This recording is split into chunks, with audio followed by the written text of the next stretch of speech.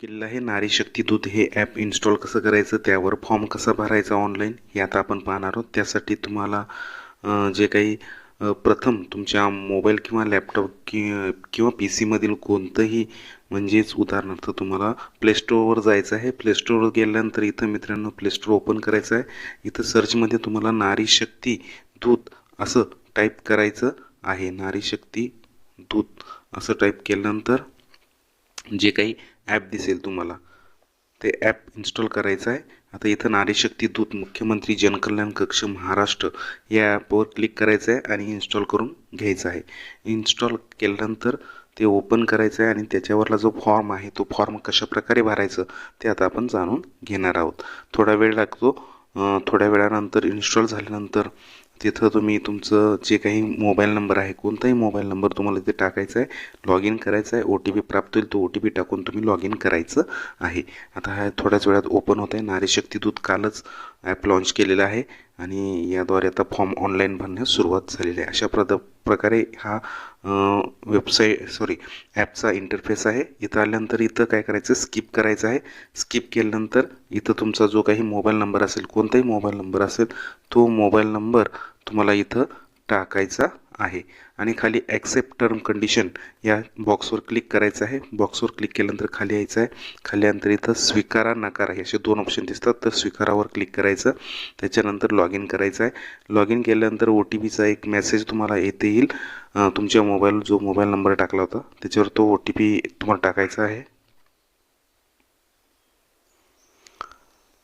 हा OTP टाकून झाल्यानंतर खाली व्हेरीफाय OTP या बटनावर क्लिक करायचं आहे. व्हेरीफाय OTP या बटनावर क्लिक केल्यानंतर आपली माहिती भरण्यासाठी इथे क्लिक करा हे निळ्या रंगामध्ये दाखवलं जाईल, त्याच्यावर तुम्हाला क्लिक करायचं आहे. इथं तुमचं पहिलं नाव तुम्हाला टाकायचं आहे. जे काही तुमचं नाव असेल ते तुम्ही टाकायचं आहे.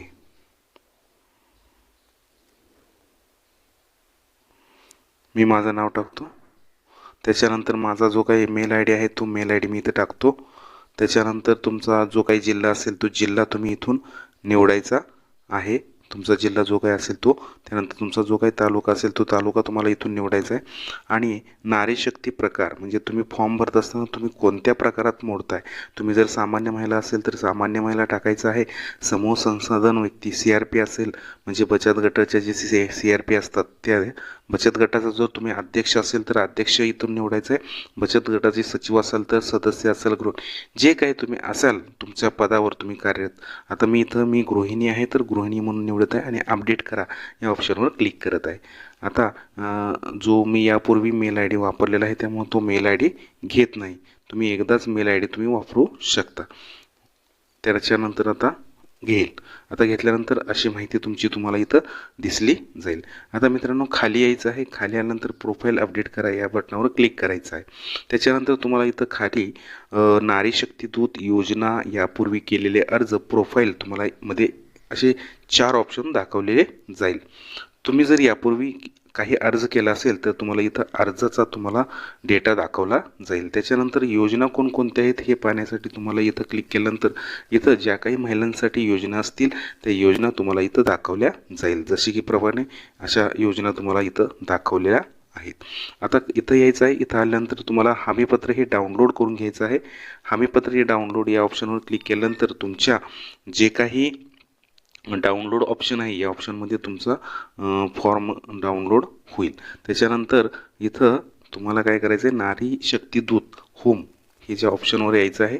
इथं आल्यानंतर तुम्हाला खाली वरती स्क्रोल करायचं आहे आणि मुख्यमंत्री माझी लाडकी बहीण योजना हा जो काही टॅब दिसतो या टॅबवर तुम्हाला क्लिक करायचं आहे. क्लिक केल्यानंतर परमिशन विचारेल तर अलाव परमिशन घ्यायची आहे.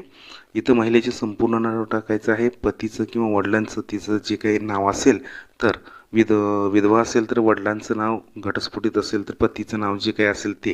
त्याच्यानंतर तिचं जन्मतारीख तुम्हाला टाकायची आहे. त्याच्यानंतर अर्जदाराचा संपूर्ण पत्ता तुम्हाला इथं टाकायचा आहे. त्याचे जन्म ठिकाण तुम्हाला इथून निवडायचं आहे. त्याच्यानंतर गाव, तालुका, शहर, ग्रामपंचायत ही सगळं पिनकोड नंबर, मोबाईल क्रमांक, आधार क्रमांक, ज्या व्यक्तीचा अर्ज करणार त्याचा आधार क्रमांक तुम्हाला इथं टाकायचा आहे. शासनाच्या इतर विभागात राबवणाऱ्या आर्थिक योजनेचा लाभ घेता आहेत का, असं घेत असेल तर यस म्हणायचं किंवा होय म्हणायचं किंवा नाही म्हणायचं आहे. त्याच्यानंतर महिला व बालविकास मंत्रालय, आता मित्रांनो इथं काय म्हणलेलं आहे बघा, महिला व बालविकास मंत्रालय होय म्हणलं तर तुम्हाला इथं लाभाची एकूण रक्कम म्हणजे शासनाच्या इतर विभागात येणाऱ्या आर्थिक योजनेचा लाभ घेत असेल, होय म्हणलं असेल तर लाभाची रक्कम तुम्हाला लाभ किती मिळतो. त्याच्यानंतर महिला व विकास मंत्रालयाच्या योजना काय असतील तर मुख्यमंत्री माझी लाडकी बहीण ही योजना तुम्ही इथं म्हणजे या योजनेचा लाभ घेत असेल तर त्याच्यानंतर तुमची वैवाहिक स्थिती तुम्हाला इथं दाखवली जाईल.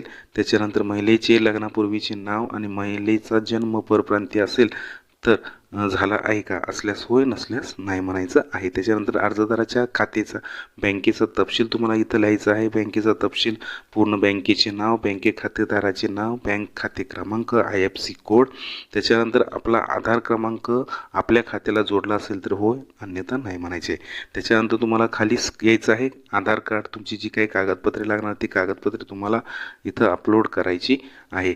तर हे कागदपत्रे कोणकोणती आहे तर प्रथम तुम्हाला आधार कार्ड, त्याच्यानंतर आदिवासी प्रमाणपत्र तुमच्याकडं असेल किंवा नसेल तर तुम्हाला जन्म प्रमाणपत्र किंवा शाळा सोडल्याचा दाखला तुम्हाला इथं जोडायचा आहे. तर हे जरी शाळा सोडल्याचा दाखला नसेल किंवा जन्म प्रमाण नसेल किंवा आदिवासी प्रमाण नसेल तर तुम्ही रेशन कार्ड किंवा तुमचं मतदान ओळखपत्र इथं अपलोड करू शकता. त्याच्यानंतर उत्पन्न प्रमाणपत्र जर नसेल तर तुमच्याकडं उत्पन्न प्रमाणपत्र तुम्हाला ते काढायचं आहे. आता समजा तुमच्याकडं उत्पन्न प्रमाणपत्र जर समजा तुमच्याकडं पिवळे किंवा केशरी रेशन कार्ड असेल तर तुम्ही उत्पन्नाचं प्रमाणपत्र काढणे आवश्यक नाही. त्याच्यानंतर अर्जदाराचे हमीपत्र, आपण सुरुवातीला जे हमीपत्र डाउनलोड केलं ते भरायचं आहे पेनानं, हस्ताक्षरात स्वच्छ, आणि मग ते अपलोड इथं करायचं आहे. त्यानंतर बँक पासबुक, अर्जदाराची जी काही बँक पासबुक आहे त्याची झेरॉक्स तुम्हाला इथं अपलोड करायची आहे.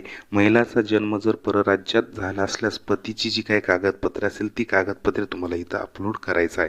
त्याच्यानंतर अर्जदाराचा जो काही फोटो असेल तो फोटो तुम्हाला इथं अपलोड करायचा आहे. आणि त्याच्यानंतर जो काही चेकबॉक्स दिसतो तिथं ॲक्सेप्ट हमीपत्र डिस्क्लेम या ऑप्शनवर क्लिक करायचं आहे आणि माहिती जतन करायची. त्याच्यानंतर तुमच्या अर्जाची तुम्हाला एक टोकन नंबर मिळेल, तो अर्ज तुम्ही जतन करून ठेवायचा आहे, तो कुठेतरी लिहून ठेवायचा आहे. किंवा तुम्हाला इथं सुरुवातीलाच तुम्ही या योजनेसाठी जो काही अर्ज केला होता त्याच्यासाठी तुम्हाला ते दाखवलं जाईल. मित्रांनो, अशा पद्धतीनं तुम्ही मुख्यमंत्री माझी लाडकी बहीण योजनेचा ऑनलाईन फॉर्म भरू शकता. तर इथं तुम्हाला यापूर्वी केलेला अर्ज तुम्हाला इथं भरलेला दिसेल.